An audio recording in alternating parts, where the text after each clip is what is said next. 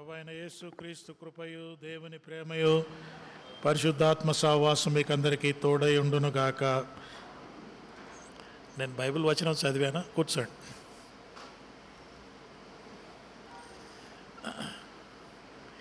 ఈ మాటలు మళ్ళీ చివరిలో చెప్తాను.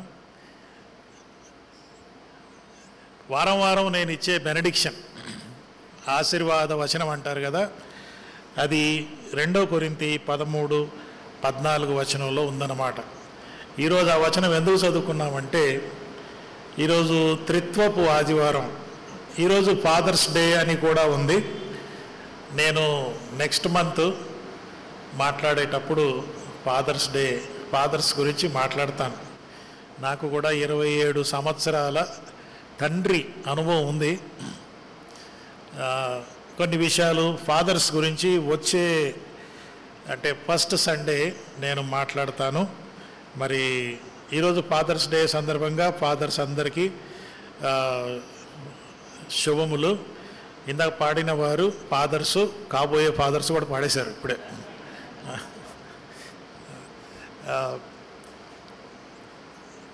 Grand fathers, grandfathers, would be fathers, all fathers. ఈ చర్చిలో కొంతమంది ప్రేయర్ చేయించుకోనికి వస్తారు. ఫాదర్ ప్రే ఫర్ మీ అంటారు నన్ను. తర్వాత కొంతమంది స్కూల్ పిల్లలు వస్తుంటారు, 4-5 బస్సుల నిండా వచ్చి ఇక్కడ కూర్చుంటారు. నేను వెళ్ళి వారికి 2 నిమిషాలు యేసయ్య గురించి చెప్పడం అవుతుంది. ఆ టీచర్స్ కూడా ఫాదర్, కీప్ క్వైట్, ఫాదర్ అని వారికి అట్లా నేర్పిస్తారు. పాస్టర్ అని చెప్పరు, ఫాదర్ అంటారన్నమాట. ఓకే, ఈరోజు నేను మాట్లాడే అంశము త్రిత్వము అనే మాట. ఈ త్రిత్వం అనేది ఒక సిద్ధాంతం, కానీ ఈరోజు నేను సిద్ధాంతం గురించి మాట్లాడటంలే. సిద్ధాంతాలు రకరకాలుగా ఉన్నాయి. ముఖ్యంగా త్రిత్వము అనే పదము బైబిల్లో లేదు. ఆ పదం ట్రినిటీ అనే పదం. మరి బైబిల్లో లేని పదాన్ని ఎందుకు మాట్లాడతారు సార్ అంటే, మరి బైబిల్లో కొన్ని పదాలు లేవు, అయినా వాటి గురించి మనం ధ్యానం చేస్తాం. ముఖ్యంగా ట్రినిటీ, త్రిత్వం అనే పదం లేదు. మరి ఇది ఎక్కడి నుంచి వచ్చింది సార్ అని అంటే, ఇది 1వ శతాబ్దము, 2వ శతాబ్దము, 3వ శతాబ్దము, ఇలా ఆ ఆదిమ దినాల్లో క్రైస్తవ్యము అలా విస్తరిస్తూ ఉన్నప్పుడు యేసు క్రీస్తు లోకరక్షకుడు, దేవుడు అని చెప్పే సువార్తను విన్నప్పుడు మరి చాలామంది ప్రభుని నమ్ముకున్నారు. కానీ కొంతమంది సంఘములో గలిబిలి కలిగించి యేసుక్రీస్తు దైవం కాదని, దేవుడొక్కడే దేవుడని, తండ్రి కుమార పరిశుద్ధాత్మ లేరని, ఇలాంటి కొన్ని ఉదంతాలు మొదలయ్యాయి. అవి ఇంకా చాలా గట్టిగా విస్తరించినందువల్ల అక్కడ కొంతమంది దేవుని భయం కలిగిన పెద్దలు మరి అపోస్తల విశ్వాస సూత్రం అనేది రూపొందించారు. నైసియా సూత్రం అని విశ్వాస సూత్రం అంటూ కూడా వారు రూపొందించారు. నేను ఒకసారి మీతో మాట్లాడినప్పుడు అపోస్తలుల విశ్వాస సూత్రములో తండ్రి గురించి 3 లైన్లు, పరిశుద్ధాత్మ గురించి 3 లైన్లు, క్రీస్తు గురించి 10 లైన్లు ఉంటాయి. ఎందుకట్లా, అది ఏమైనా బ్యాలెన్స్ లేదా అని అంటారు. ఇక్కడ బ్యాలెన్స్ అని కాదు, కానీ ఈ విశ్వాస సూత్రాలు వచ్చిన కారణం ఆ రోజుల్లో యేసుక్రీస్తు దైవత్వాన్ని చాలా కించపరిచి ఆయన దైవం కాదని చాలామంది ఇజమ్స్ అనేవి వచ్చాయి. కానీ అవన్నీ చెప్పడానికి నేను చెప్పటం లేదు. సిద్ధాంతం గురించి నేను చెప్పటం లేదు. కానీ ఈ త్రిత్వం అనే సిద్ధాంతము చాలా పవర్ఫుల్గా మనము బైబిల్లో చూస్తాం. ఆదికాండంలో మీరు చూస్తే అయ్యగారు ఊరికి ఆదికాండం అంటాడు. మీరు ఆదికాండమే చదువుతారా సార్? మీ బైబిల్లో అసలు ఆదికాండమే ఉంటుందా? ఇంక వేరే పుస్తకాలు ఉండవంటే లేదండి. ఆదికాండంలో మీరు చూస్తే, ఆదియందు దేవుడు భూమి ఆకాశములను సృజించెను. ఆ తర్వాత ఏమైంది అక్కడ? దేవుని ఆత్మ, అవునా, దేవుని ఆత్మ జలములపై అలలాడుచుండెనంటే మనం అనుకున్న అలలాడడం కాదు. ఎవరికైనా దెబ్బలు అయితే అల్లాడిపోతున్నాడు, అది కాదు. ఇక్కడ ఇట్ వాజ్ బ్రూడింగ్. తెలుగులో పదం సరిగా లేదు కానీ the spirit of the lord was brooding అంటే దేవుని ఆత్మ సంచారం అనే మాట. సో దేవుడు ఆత్మ అక్కడ మనం చూస్తాం. 26వ వచనానికి వస్తే అక్కడ దేవుడు మన అనే పదం అక్కడ వాడబడింది, బహువచనం వాడబడింది. కాబట్టి అక్కడ త్రిత్వాన్ని ఆది కాండంలోనే మనం చూస్తాం. ఇంకా అలాగా చూసుకుంటూ వస్తే మరి ఆది కాండంలో త్రిత్వము, ఆ తర్వాత మరి దేవుడు ఒక్కడే దేవుడు అంటే ఒకడే దేవుడు 3 విధాలుగా ఆయన తను తాను ప్రత్యక్షం చేసుకున్నట్టుగా మనం చూస్తాం. ఇదంతా సిద్ధాంతం గురించిన మాట. తర్వాత మనం చదువుకున్న మార్కు సువార్తలో అక్కడ కూడా త్రిత్వం అనేది ప్రత్యక్షమైనట్టుగా చూస్తాం. యేసుక్రీస్తు బాప్తిసం తీసుకొని బయటికి వచ్చినప్పుడు ఆకాశం నుండి మరి పావురము దిగి వచ్చెను. ఆ తర్వాత ఒక స్వరం కూడా ప్రజలు విన్నారు. కాబట్టి అక్కడ ఆ సీన్లో మరి తండ్రి స్వరము, కుమారుని బాప్తిసము, పరిశుద్ధాత్మ పావురం వల్ల దిగుట, త్రిత్వము అక్కడ మనం గమనిస్తాం. త్రిత్వం అనేది అక్కడ కూడా మనం చూస్తాము. మరి పౌలే ఈ యొక్క బెనడిక్షన్ ఆశీర్వాదం అనేది మన ఇందాక మనం చదువుకున్న 2వ కొరింథీలో మనం ఇక్కడ అవన్నీ చూస్తాం. అందుకే ఈ యొక్క త్రిత్వం అన్నది ఆది కాండము నుండి మొదలై బైబిల్ అంతా కూడా మళ్ళీ ప్రకటన ధరకు వెళ్తే ఈ త్రిత్వం గురించిన విషయాలు, సిద్ధాంతాలు ఇక్కడ మనం చూస్తాం. ఈ యొక్క త్రిత్వమే మళ్ళీ కేవలము సృష్టి వరకే కాకుండా ఈ యొక్క త్రిత్వము యేసుక్రీస్తు ఆయన ఈ లోకములో జన్మించే విషయంలో మరి మరియమ్మ దగ్గరికి రావటం, నీవు పరిశుద్ధాత్మ వలన గర్భవతి అవుతావని చెప్పడం, మరి కుమారుని కంటావని చెప్పడం, అక్కడ త్రిత్వం అనేది మనం చూస్తాము. యేసుక్రీస్తు చనిపోయే దగ్గర కూడా మనము చూస్తాము. తండ్రి కుమారుడు అంటున్నాడు అనమాట. తండ్రి కుమారుడునైన నేను నా ఆత్మను నీకు. సో అక్కడ మళ్ళీ త్రిత్వం వచ్చేస్తుంది. సో త్రిత్వం అనే సిద్ధాంతము బైబిల్ అంతలెక్క మనం చూస్తాము.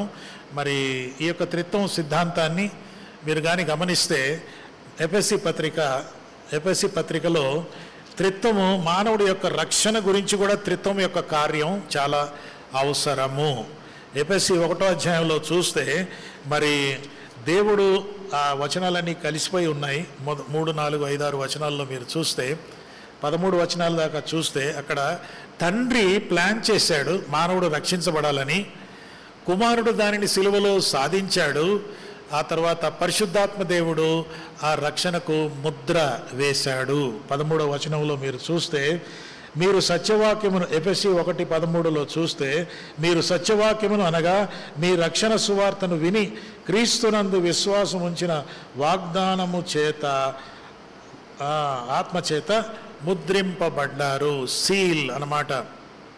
ఇంగ్లీష్లో చెప్పాలంటే God the father achieved, God the Father planned, God the Son achieved, God the Holy Spirit approved. తండ్రి అయిన దేవుడు ప్రణాళిక వేశాడు, కుమారుడైన దేవుడు సిలువలో సాధించాడు, సిలువలో సాధించిన దాన్ని ఆమోదం చేశాడు పరిశుద్ధాత్మ ముద్ర వలన అనే మాట. ముద్ర అంటే 2 రకాలు ఉంటుంది. పోస్ట్ ఆఫీసులో ముద్ర వేయటం వేరు. మీరు పోస్ట్ కార్డు మీద లేక ఎన్వలప్ మీద 100 రూపాయల స్టాంపు అతికించి పంపించారనుకోండి, కొన్నప్పుడేమో 100 రూపాయలు, కానీ అక్కడ చేరిన తర్వాత దాని మీద ఏముంటుంది, అది మళ్ళీ తీసేసి పోస్ట్ ఆఫీస్కి వెళ్ళి సార్ 100 రూపాయలు ఇవ్వండి సార్ అంటే నీకు దిమాగ్ ఖరాబ్ అయిందా అంటారు. ఎందుకంటే దాని విలువ పోయింది. అది 100 రూపాయలు, దాని మీద 100 రూపాయలు కనబడుతూనే ఉంటుంది, కానీ దానికి విలువ లేదు. ఎందుకంటే దాని మీద మరకబడింది. దేవుడు మానవుడిని సృష్టించినప్పుడు కూడా మరక లేకుండా సృష్టిస్తే సాతానుడు వచ్చి పాపం అనే మరక పెట్టాడు, ముద్ర వేశాడు. ఇప్పుడు ఏమైందంటే యేసుక్రీస్తు రక్తములో ఆ ముద్ర అంతా తుడిపివేసి పరిశుద్ధాత్మ ముద్ర వేసేశాడు. సో మానవుడి యొక్క రక్షణ విషయంలో కూడా త్రిత్వం అన్నది పనిచేస్తున్నట్టుగా ఇక్కడ మనం చూస్తాం. కానీ ఈరోజు నా అంశం అది కాదు. ఈరోజు నా అంశం ఏంటంటే త్రిత్వము ఒక సిద్ధాంతం అంటూ దాని గురించే ఆలోచించే బదులు త్రిత్వములో ఉన్న లక్షణాలేంటి, the characteristics of the trinity. అందుకే ఈరోజు అంశం ఏంటంటే త్రిత్వము ప్రేమైక్యత సమూహము, సంఘము, లేక ఏ కమ్యూనిటీ ఆఫ్ లవ్. కమ్యూనిటీయా? అవును. తండ్రి, కుమార, పరిశుద్ధాత్మ దేవుడు వీళ్ళందరూ కలిసి ఒక సంఘముగా, ఒక సమూహముగా వారి యొక్క లక్షణం ఏంటంటే ప్రేమ అన్నది ఈరోజు మనం చూద్దాం. The trinity is a community of love. త్రిత్వము సిద్ధాంతం సిద్ధాంతం సిద్ధాంతం అంటానే ఉంటాం, అది జరుగుతూనే ఉంటుంది. ఈ త్రిత్వపు సిద్ధాంతాన్ని వ్యతిరేకించేవారు క్రైస్తవులే కాదు, మరి క్రైస్తవులోనే ఉన్నప్పుడు వేరే మతాల్లో కూడా త్రిత్వాన్ని వారు ఖండించే వాళ్ళు ఉన్నారు. మీరు ముగ్గురు దేవుళ్ళని పూజిస్తారా అనే వాళ్ళు ఉన్నారు. మరి అవన్నీ ఇప్పుడు కాదు, దాని గురించి సపరేట్గా క్లాస్ తీసుకుంటే ట్రినిటీ అనేది ఒక డాక్ట్రిన్ అన్నమాట. అది డాక్ట్రినల్గా మాట్లాడితే దాని పాఠాలు, దాని యొక్క సెట్టింగ్ వేరుగా ఉంటుంది. ఈరోజు మనం మాట్లాడుకునేది ఏంటంటే త్రిత్వము ఒక ప్రేమ సమూహము, ఒక ప్రేమ సంఘము. ఈ త్రిత్వము యొక్క లక్షణాలు యునైటెడ్ చర్చిలో ఉన్నాయా అన్నది మనం చివరిలో చూద్దాం. ఈ లక్షణాలు మనకు ఉండాలి.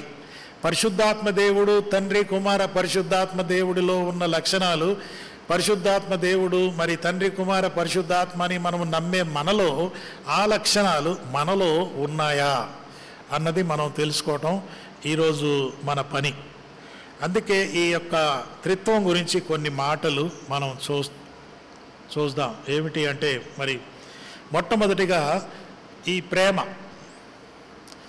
తండ్రి ప్రేమకు కారకుడయ్యాడు, కుమారుడు ప్రేమను ప్రదర్శించాడు, పరిశుద్ధాత్మ దేవుడు ఈ యొక్క ప్రేమను మన ద్వారా ప్రజ్వలింపచేశాడు. God is the initiator of love, initiation of love. Jesus is the incarnation of love. Holy Spirit is the indwelling of love in me.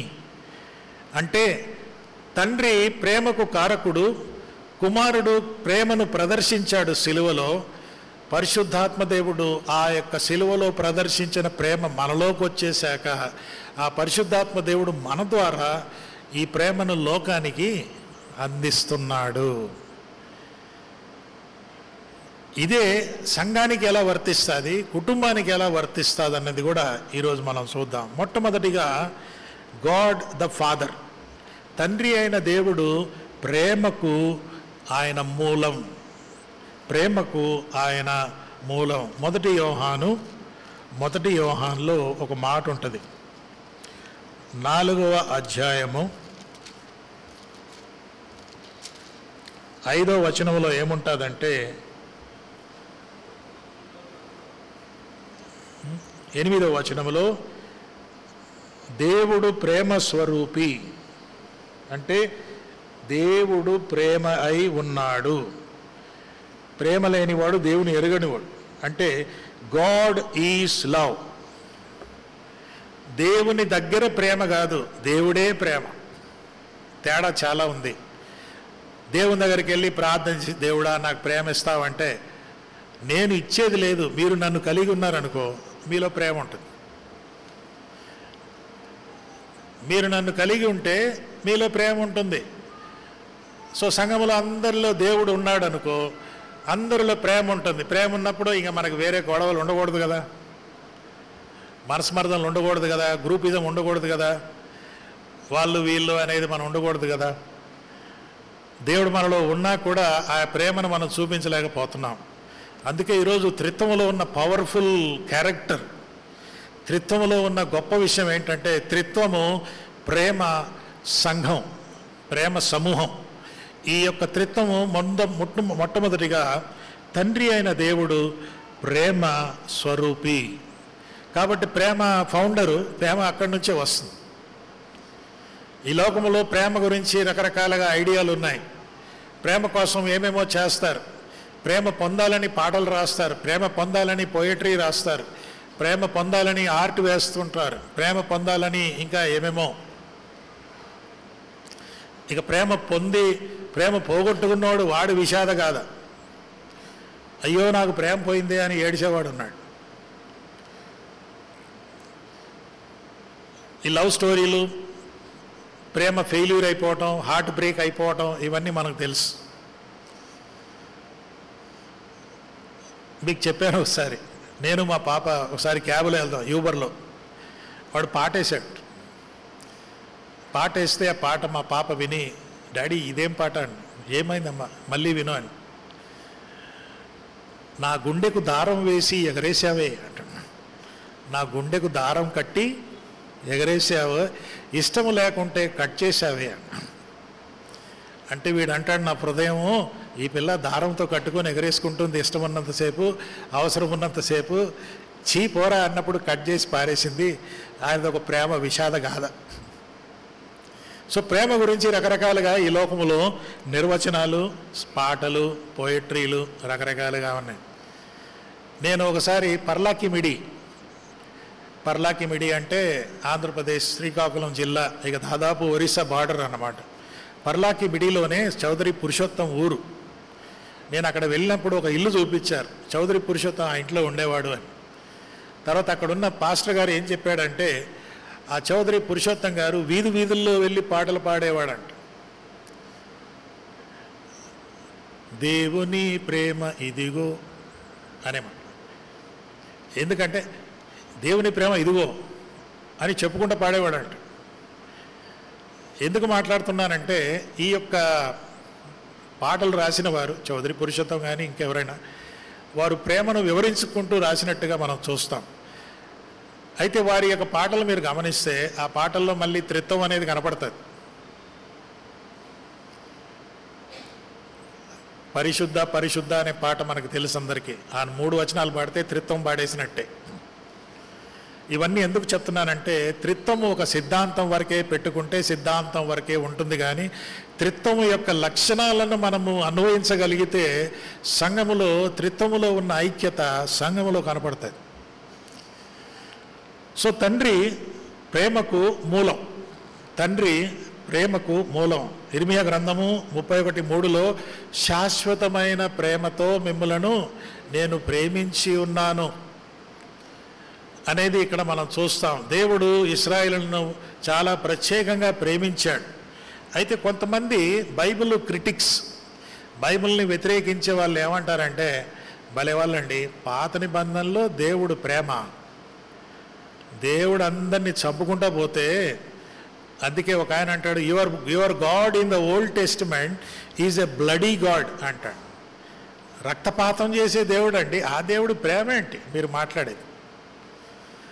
కానీ ఆయన ప్రజలని అలా సంహరించటం, పనిష్మెంట్ చేయటం అన్నది పాత నిబంధనలో దేవుడి యొక్క పని చేసిన విధానం. ఐగుప్తీయులను ఎర్ర సముద్రంలో ముంచేయడమే కాకుండా ఆయన తన సొంత ప్రజలకు కూడా శిక్షకు, పనిష్మెంట్కి, మరణానికి కూడా అప్పగించాడు. పోయిన వారం మేము బైబిల్ స్టడీలో చేస్తున్నాం. యెరూషలేములో మందసం ఉండేది. ఆ మందసం క్రీస్తు శకం 70లో టైటస్ అనే రోమా అధికారి వచ్చి ఆ యెరూషలేం పట్టణాన్నంతా నాశనం చేసి, దేవాలయాన్ని నాశనం చేసి, దేవాలయంలో ఉన్న మందసాన్ని, 7 దీపాల స్తంభాన్ని అన్నీ కూడా తీసుకొని వెళ్ళిపోయాడు. అది తీసుకెళ్ళినప్పుడు ఈ యొక్క యూదులు చాలా వ్యతిరేకించినప్పుడు వారిని చాలా దయాదాక్షిణ్యం లేకుండా కొన్ని వేల మందిని యెరూషలేం పట్టణంలో ఈ రోమా సైనికులు చంపేసినట్టుగా మనం చూస్తాం. ఏంటి, దేవుడు అలా చూస్తూ ఉన్నాడా? తన సొంత మందసాన్ని తీసుకుపోతుంటే చూస్తూ ఉన్నాడా? 7 దీప స్తంభాలను తీసుకెళ్ళిపోతుంటే చూస్తూ ఉన్నాడా? అంటే దేవుడు అక్కడ, మరి మీరు కానీ పోయిన వారం బైబిల్ స్టడీ వస్తే మీకు ఐడియా వచ్చేది. దేవుడు ఆ మందసాన్ని తీసేశాడు, 7 స్తంభాలు తీసేశాడు. ఎందుకంటే ఇప్పుడు మన మందసము యేసుక్రీస్తే. ఇప్పుడు యేసుక్రీస్తే మనకు వెలుగు. నేను వెలుగై ఉన్నాను, మీరు వెలుగై ఉన్నారు, ఇక మధ్యలో 7 స్తంభాలు అవసరం లేదని. అవి లేవు, ఇప్పుడు యెరూషలేములో అవి లేవు. ఇదంతా ఎందుకు అంటే, తండ్రి అయిన దేవుడు ప్రేమను ఆయన కలిగి ఉన్నాడు, ప్రేమకు కారకుడయ్యాడు. కుమారుడైన దేవుడు ప్రేమను ప్రత్యక్షపరిచాడు. ఎందుకు కారకుడయ్యాడు అనే మాట చూస్తే, దేవుడు ప్రేమ స్వరూపి. అంతేకాకుండా దేవునికి వేరే పేర్లు కూడా ఉన్నాయి. దేవుడు ఆత్మ గనుక ఆయన ఆరాధించువారు ఆత్మతో సత్యంతో దేవుడు ఆత్మ గనుక మళ్ళీ ఇంకో దగ్గర ఆత్మదేవుడు అని కూడా ఉంటుంది. సో వీళ్ళిద్దరు ఒకటే అన్నమాట.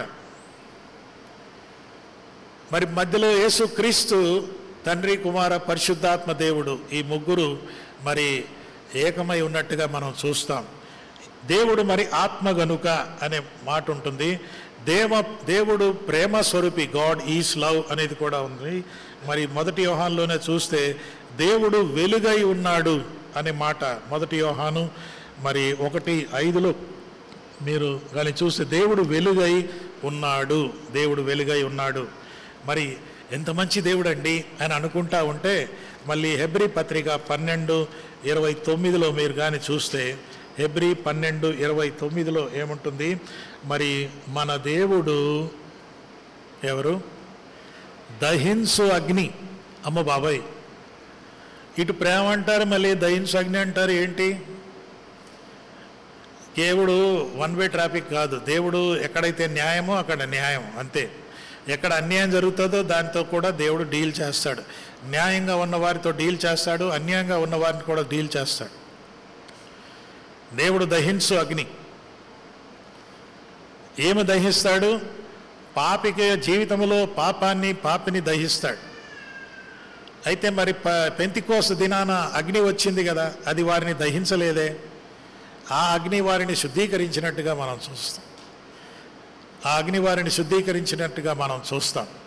కాబట్టి దేవుని యొక్క లక్షణాలు మీరు కానీ చూస్తే ఆయన ప్రేమయే ఉన్నాడు, ఆయన దహించు అగ్ని అయి కూడా ఉన్నాడు.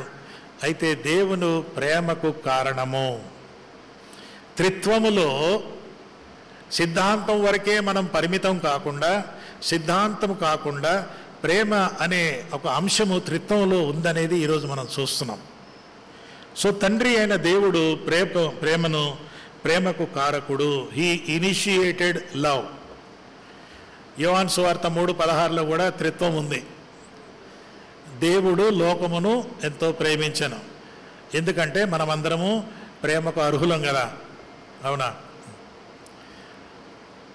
God so loved the world because we are all lovable people, avuna?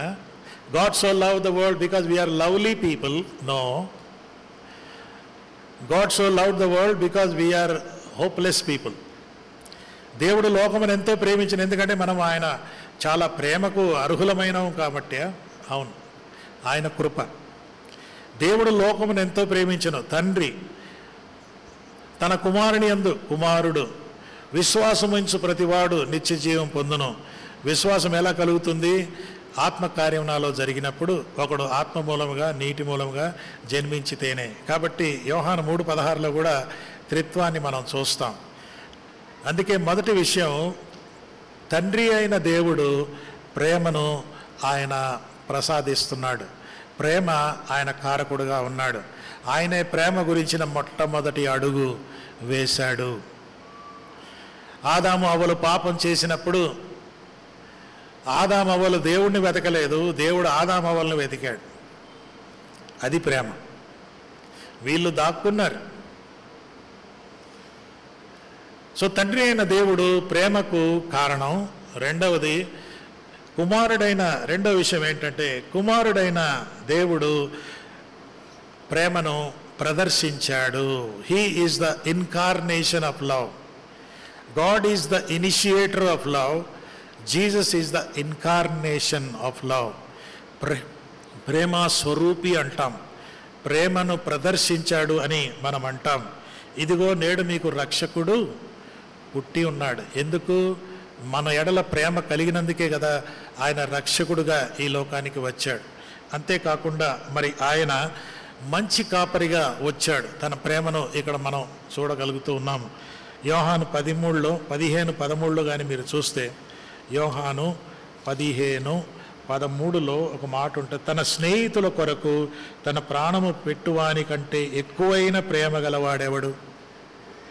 కాబట్టి దేవుడు అంటున్నాడు ఇక్కడే వచనాల్లో మీరు చూస్తే, కాబట్టి నేను మిమ్మల్ని దాసులు కాదు, నేను మిమ్మల్ని ఏమంటున్నాను? స్నేహితులు. కాబట్టి మీరు నా స్నేహితులు, నేను మీ స్నేహితుడిని. ఒక స్నేహితుడు ఇంకొక స్నేహితుడికి ప్రాణం పెట్టడమే గ్రేట్ కదా. కాబట్టి మీకోసం నేను ప్రాణం పెడుతున్నాను. అదే కుమారుడైన క్రీస్తు ప్రేమను ప్రదర్శించాడు. తండ్రి అయిన దేవుడు ప్రేమను ప్రకటించాడు, కుమారుడైన దేవుడు ఆ ప్రేమను ప్రదర్శించినట్టుగా మనం చూస్తాం. నిన్ను వలని పొరుగు వారిని ప్రేమించని యేసుప్రభు బోధించాడు. యేసుప్రభుతో పాటు 12 మంది శిష్యులు జనసమూహాలు వెళ్ళారు. పొరుగువారు చాలామంది ఉన్నారు, కానీ ఒక పొరుగు ఆయన చాలా స్పెషల్ అన్నమాట. ఎవరంటే గుడ్ ఫ్రైడే రోజు ఆయన సిలువ వేయబడినప్పుడు ఆయనకి 2 పొరుగువారు ఉన్నారు, ఇటుపక్క అటుపక్క కదా. ఒక పొరుగువాడు అన్నాడు, నాకేం నీ అవసరం లేదులే.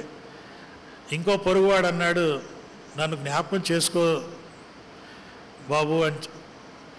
యేసు నన్ను జ్ఞాపకం చేసుకో అన్నప్పుడు మరి యేసేమన్నాడు, నేడు నీవు నాతో పరదైసులో ఉన్నావంటే నిన్ను వల్ల నీ పొరుగు వారిని ప్రేమించాడు సిలువలో. సో యేసుక్రీస్తు ప్రేమను ప్రదర్శించాడు. He demonstrated the love, not simply talk about love. ఇకపోతే మీ శత్రువులను ప్రేమించాలి అని చెప్పాడు. మరి చేశాడా? శత్రువులను ప్రేమించాలని ఒక ఉపమానం చెప్పాడు. ఏంటది? మంచి సమరయుడి ఉపమానం చెప్పాడు. మంచి సమరయుడి ఉపమానం చెప్పినప్పుడు మరి అక్కడ మనం ఏం చూస్తామంటే సమరయులకు యూదులకు పడదు. ఆ సమరయ స్త్రీయే చెప్తాది, మీకు మాకు ఏమీ లేదు కదండి, అనవసరంగా ఏంటి అన్నది. అయినా కూడా అక్కడ యేసు ప్రభు ఏమి నేర్పిస్తున్నాడు అంటే సమరయులకు మరి యూదులకు పడదు, కానీ అక్కడ ఒక సమరయుడు ఉన్నాడు, మంచి సమరయుడు. ఆయన తన యొక్క శత్రువులను ప్రేమించాడు అనేది ఒక ఉపమానంగా చెప్పాడు. ఆ ఉపమానాలు ఎన్నో చెప్పవచ్చులే. యేసు ప్రభు ఏమన్నా చెప్పాడా? ఏమన్నా శత్రువులను ప్రేమించేది డెమాన్స్ట్రేషన్ చేశాడా అంటే, తండ్రి వీరేమి చేయుచున్నారో, అక్కడ ప్రేమ ప్రదర్శన కనపడుతుందా? కనపడుతుంది. సో తండ్రి ప్రకటించాడు, కుమారుడు ప్రదర్శించాడు.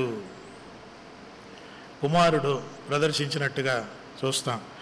కుమారుడు ఎంతవరకు ప్రదర్శించాడు? ఎంతవరకు ప్రదర్శించాడు అంటే ఫిలిప్పీ పత్రిక 2వ అధ్యాయంలో కానీ మీరు చూస్తే, ఆయన పరలోక వైభవము తనది కాదని తను తాను రిక్తునిగా చేసుకొని ఎంటీ చేసుకొని ఆయన ఈ లోకానికి వచ్చాడు. అంటే ఆ ప్రేమ ఎలాంటి ప్రేమ అంటే తను తాను ఖాళీ చేసుకున్న ప్రేమ. నా ప్రేమంతా మీకు ఇస్తున్నాను, నా దగ్గర అసలు ఏమీ లేదు అన్నట్టుగా ఇక్కడ మనం చూస్తాం. మన ప్రేమ అలాగా ఉండాలి. ఆ ప్రేమనే మరి అగాపే ప్రేమ అని అంటారు. మీలో కొంతమందికి తెలుసు, ఇంగ్లీషులో LOVE ఒకే పదం ఉంది, గ్రీకు భాషలో 4 పదాలు ఉన్నాయి. లవ్ అనే పదానికి 4 ఉన్నాయి. ఒకటేమో ఫీలియో అంటారు. ఫీలియో అంటే ఫ్రెండ్స్, స్నేహితుల మధ్య ప్రేమ. ఈరోస్ అంటారు, అది లైంగిక సంబంధమైన ప్రేమ. స్టార్గీ అంటారు. స్టార్గీ అంటే కుటుంబ సభ్యుల మధ్య ఉండే ప్రేమ, ఫ్యామిలీ మెంబర్స్. ఇక 4వది అగాపే ప్రేమ. ఏమిటి అగాపే ప్రేమ? ఇది నిస్వార్థమైన ప్రేమ. ఇది 1 వే ట్రాఫిక్ ప్రేమ. నువ్వు నాకేమీ చేయకపోయినా నేను మాత్రం నిన్ను ప్రేమిస్తానే ఉంటాను అనే ఈ ప్రేమ. అందుకే ఏమంటారంటే, యేసుక్రీస్తు నిన్ను ప్రేమిస్తున్నాను కాబట్టి, ఎంత ప్రేమిస్తున్నానంటే నన్ను నేను ఖాళీ చేసుకున్నా, నా ప్రేమంతా నీ మీద కుమ్మరించాను అని అంటాడు. దానినే పౌలు గారు మళ్ళీ మీరు కానీ గమనిస్తే, పౌలు గారు రోమాపత్రిక 5వ అధ్యాయంలో అది ఎలా కుమ్మరించాడు? రోమాపత్రిక 5వ అధ్యాయము 5వ వచనంలో చూస్తే, ఎందుకనగా ఈ నిరీక్షణ మనలను సిగ్గుపరచదు, మనకు అనుగ్రహింపబడిన పరిశుద్ధాత్మ ద్వారా దేవుని ప్రేమ మన హృదయంలో కుమ్మరించబడింది. చూసారా? తండ్రి అయిన దేవుడు, పరిశుద్ధాత్మ అయిన దేవుడు, వీళ్ళిద్దరూ కలిసి క్రీస్తును కలిగిన నాలో ఆయన ఏమి కుమ్మరించాడు? దేవుని ప్రేమ కుమ్మరించేశాడు. అంటే యేసుక్రీస్తు సిలువలో తన్ను తాను ఖాళీ చేసుకొని ఈ ప్రేమంతా మానవాళిపై కుమ్మరించాడు. ఇది పరిశుద్ధాత్మ ద్వారా కలిగిన కార్యం అని చెప్పి 5:5లో రోమా, ఇది పరిశుద్ధాత్మ ద్వారా దేవుని ప్రేమ మన హృదయంలో కుమ్మరింపబడింది. ఎంత కుమ్మరింపబడాలి అంటే, ఈ ప్రేమను నేను అనుభవిస్తూ ఈ ప్రేమ నాలో నుండి బయటికి వెళ్ళి పొంగి పొర్లిపోవాలి. అది పొంగి పొర్లిపోయినప్పుడు నేను వేరే వాళ్ళని ప్రేమించడానికి వీలవుతుంది. అందుకే ఇప్పుడు మూడో విషయానికి వస్తున్నాం. ఏంటంటే, తండ్రి ప్రేమను ప్రకటించాడు, కుమారుడు ప్రేమను ప్రదర్శించాడు, పరిశుద్ధాత్మ దేవుడు ప్రేమను ప్రబలింపచేశాడు. ఎలాగా? నీ ద్వారా, నా ద్వారా. దేవుడు డైరెక్ట్గా తన ప్రేమను ఈ యొక్క లోకంలో ప్రబలింప చేయక, తన బిడల ద్వారా, ఆయన నమ్ముకున్న బిడల ద్వారా ఆ ప్రేమను ప్రబలింప చేస్తున్నాడంటే, నా ద్వారా ప్రేమ ప్రబలింపబడాలంటే నాలో ఏమి నిండి ఉండాలి? దేవుని ప్రేమ నిండి ఉండాలి. రోమా 5:5 అదే ఉందన్నమాట. పరిశుద్ధాత్మ ద్వారా దేవుని ప్రేమ హృదయంలో కుమ్మరించబడింది.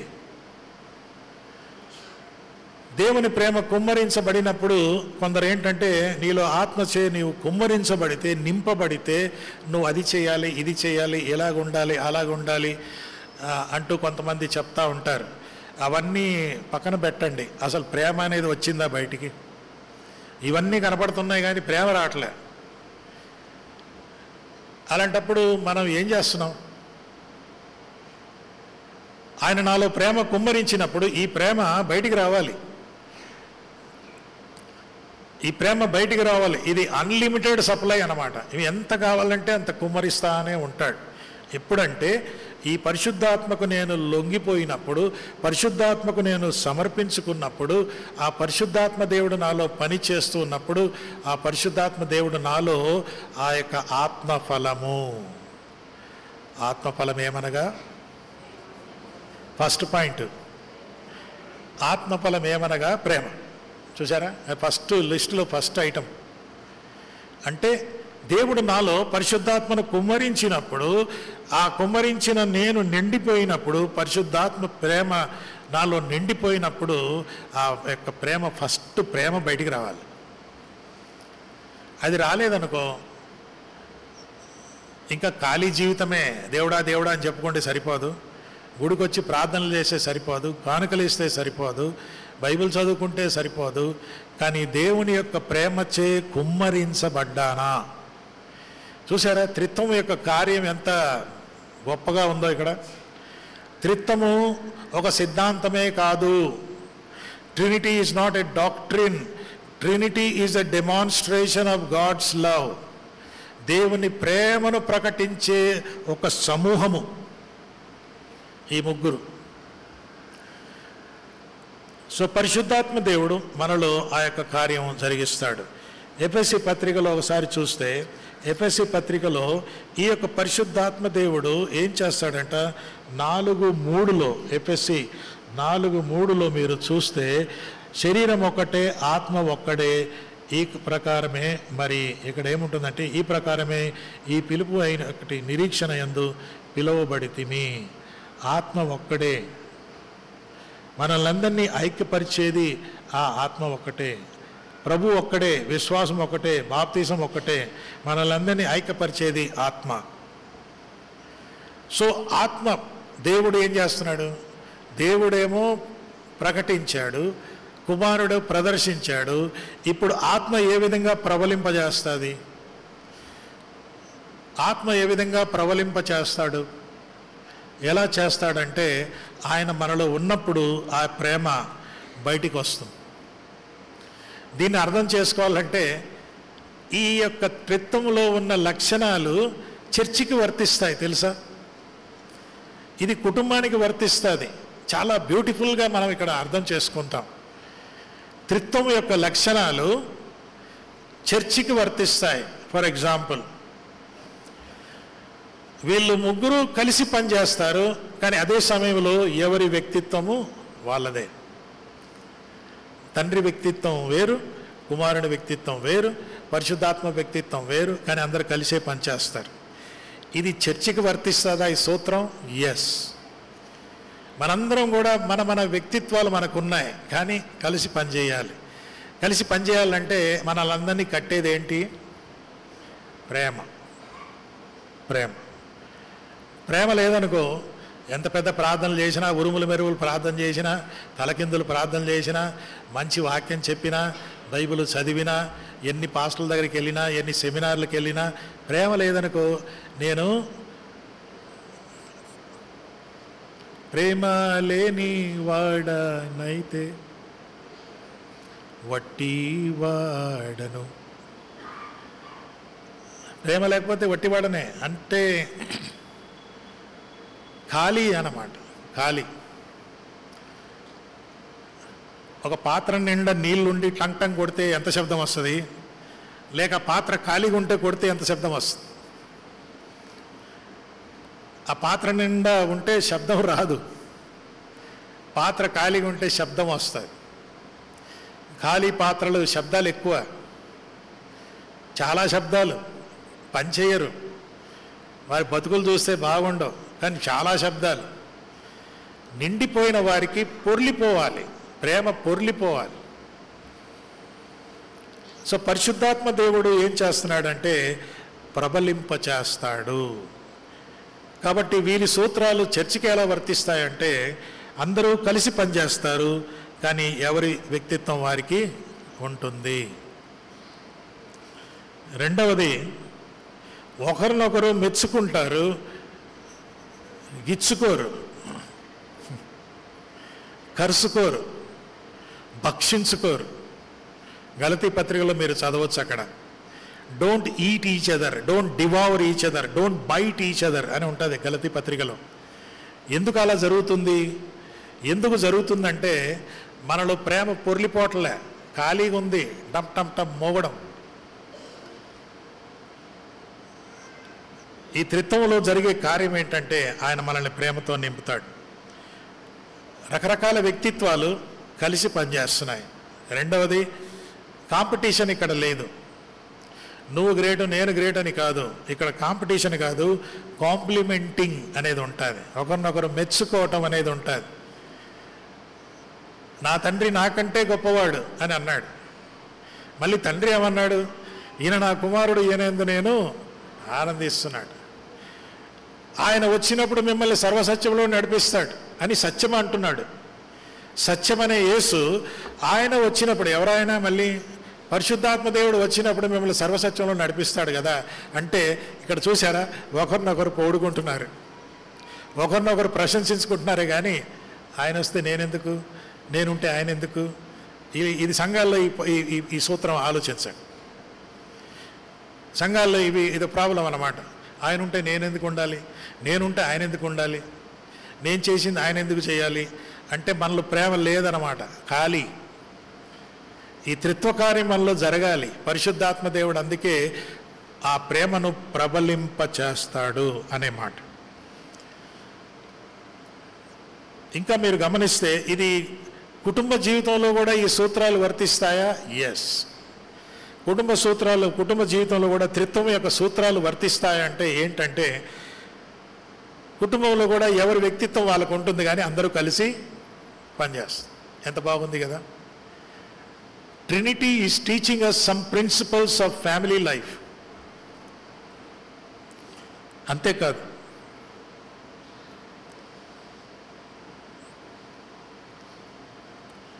ఒకరికొకరిని గౌరవించుకోవటం. తండ్రి కుమారుని ఏమి నీచపరచలేదు, కుమారుడు పరిశుద్ధాత్మని నీచపరచలేదు. ఒకరినొకరు గౌరవించుకుంటూ అందరూ ఐక్యంగా పనిచేయటం ద్వారా మనకి, నాకు, నీకు క్షేమం. ఎందుకంటే కొన్ని మతాల్లో త్రిత్వం ఉంది, ఆ త్రిత్వంలో ఐక్యత ఉండదు, ఎవరి పని వాళ్ళే చేసుకుంటారు, ఎవరికి రెస్పెక్ట్ అంటే అంటూ ఏమీ లేదు. కానీ ఈ త్రిత్వం అనే మాటకు వస్తే ఇక్కడ ముగ్గురు కాదు కదా, ఒకరే. కాబట్టి there is a mutual respect అనే మాట. ఒకరినొకరు పరస్పరంగా గౌరవించుకోవటం అనేది చూస్తాము. ఈ సూత్రం సంఘంలో కూడా వర్తించాలి, ఈ సూత్రము కుటుంబంలో కూడా వర్తించాలి. ఎందుకంటే ఈ సూత్రము తండ్రి కుమార పరిశుద్ధాత్మ దేవుడు మనకు చూపించాడు. ఇంకా మీరు గమనిస్తే ఎవరి బాధ్యత వారు చేసినట్టుగా మనం చూస్తాం. రెస్పాన్సిబిలిటీ. దేవుడు లోకమునెంతో ప్రేమించెను, దేవుడి రెస్పాన్సిబిలిటీ. తన కుమారుణ్ణి పంపించెను, కుమారుడు సిలువలో చనిపోయాడు, ఆయన రెస్పాన్సిబిలిటీ. పరిశుద్ధాత్మ దేవుడు మనలను సర్వసత్యములోనికి నడిపిస్తాడు, ఆయన రెస్పాన్సిబిలిటీ. వీరి బాధ్యతలు వేరువేరే, కానీ వీరి మధ్య పోటీ లేదు. ఇది మళ్ళీ సంఘానికి వద్దాం. సంఘంలో ఈ సూత్రం ఉందా? బాధ్యతలు వేరువేరుగా ఉంటాయి, పోటీలు ఉండకూడదు. ఇది పరిశుద్ధాత్మ త్రియేక దేవుని సూత్రం. ఇంకా చెప్పాలంటే మరి సమాధానం అనే మాట, సమాధానపరచుట. తండ్రి అయిన దేవుడు సమాధానపరచడానికి వచ్చాడు, కుమారుడైన దేవుడు సమాధానం సిలువలో జరిగించాడు, పరిశుద్ధాత్మ దేవుడు మనల్ని సమాధానంలోనికి నడిపిస్తాడు. God the Father initiated reconciliation. God the Son demonstrated reconciliation. God the Holy Spirit has given us the ministry of reconciliation. చూసారా ఏంటిది? సమాధానం. మళ్ళీ గుడికి వద్దాం. గుడిలో ఈ సూత్రం కావాలి. ఏంటి ఆ సూత్రం? సమాధానంగా ఉంటున్నామా? ఒకరికొకరు పడదా? కొన్ని చర్చిల్లో ఒకరికొకరు పడదు, కానీ ప్రార్థన చేయమంటే చేస్తారు. మళ్ళీ ఇద్దరూ చేస్తారు, ఆ ముగ్గురు చేస్తారు, ఉరుముల మెరుపుల ప్రార్థన. కానీ వీళ్ళ గురించి వాళ్ళతో మాట్లాడితే, అయ్యగారు వాళ్ళ గురించి మాట్లాడక అయ్యగారు, ఏది ప్రేమ? ఖాళీగా ఉన్నాం, అది పొర్లలే. అది పొర్లుంటే ఇవన్నీ ఉండవు.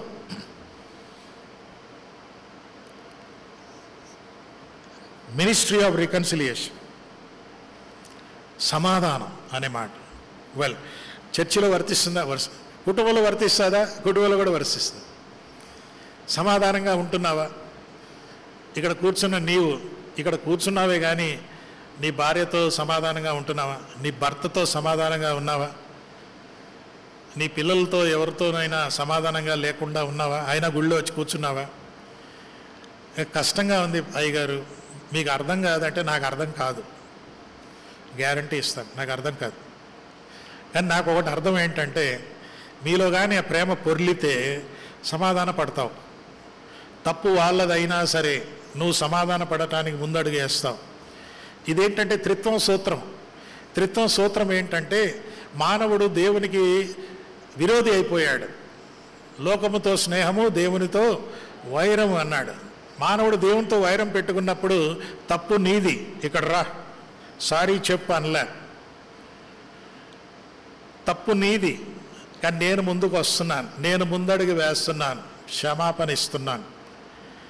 ఇది కుటుంబంలో ఈ సూత్రం కావాలి. ఆమె వచ్చి సారీ చెప్పాల్సిందే.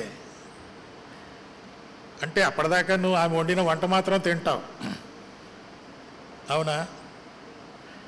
ఇది క్రైస్తవ్యం కాదండి, ఇది క్రైస్తవ్యం కాదు. అందుకే ఈరోజు మనము త్రిత్వం అనే సిద్ధాంతం గురించి మాట్లాడటంలే. త్రిత్వం యొక్క లక్షణం, త్రిత్వం యొక్క ముఖ్యమైన లక్షణం ఏంటంటే, ఆయన మనకి ఏం చేస్తారు? ప్రేమ, ప్రేమ, ప్రేమ. మళ్ళీ ఆ సమరీ అంతా చెప్తాను ఒక్కసారి. తండ్రి ప్రకటించాడు, కుమారుడు ప్రదర్శించాడు, పరిశుద్ధాత్ముడు ప్రబలింపచేశాడు. ఈ ప్రబలింపడం అన్నది ఈ సంఘంలో మనందరము ఆ ప్రేమతో పొంగిపోతే ఇది బయటికి వెళ్తారు. అసలు ఇది ఇక్కడే పొంగనప్పుడు ఇంకా బయటికి ఏం వెళ్తారు? ఇది ఇక్కడే నా జీవితంలో పొంగనప్పుడు ఈ కుటుంబంలో ఎక్కడ పొంగుతుందండి? ఒకసారి ఆలోచించండి. త్రిత్వం సిద్ధాంతం గురించి కాపాడే మనకు అవసరం లేదు. It's not necessary for me to defend the doctrine of Trinity, but it is necessary for me to demonstrate the character of Trinity. త్రిత్వం యొక్క సిద్ధాంతాన్ని కాపాడే అవసరం లేదు, కానీ సిద్ధాంతం యొక్క లక్షణాలని ప్రదర్శించే అవసరత ఉంది. అదే ప్రేమ. ప్రార్థన చేసుకుందాం.